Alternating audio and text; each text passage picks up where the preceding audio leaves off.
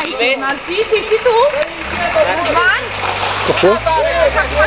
Nu, eu sunt jos, păi din are rost să urc. Cu cauciucurile care le am. Dar ați încercat voi să urcați și l-ați putut da pe eu.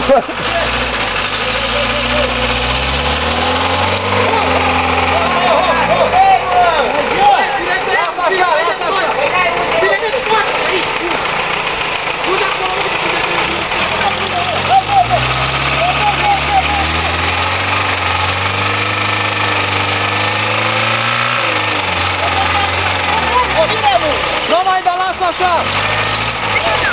Lasă așa că m-am luat-o!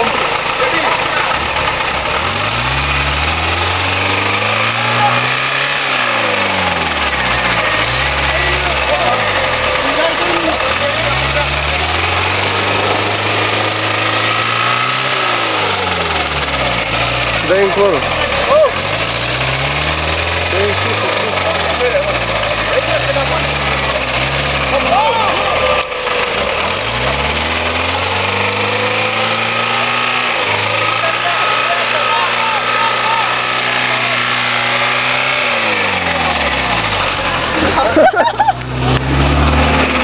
Frumoasă alunecare!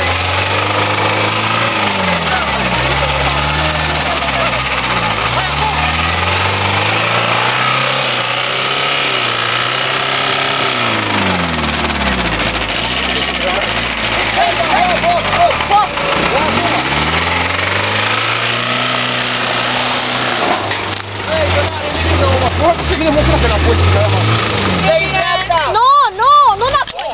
Adamă-la! Băi, băi, acum! Hai, trece, lasă! Oh, stai, stai!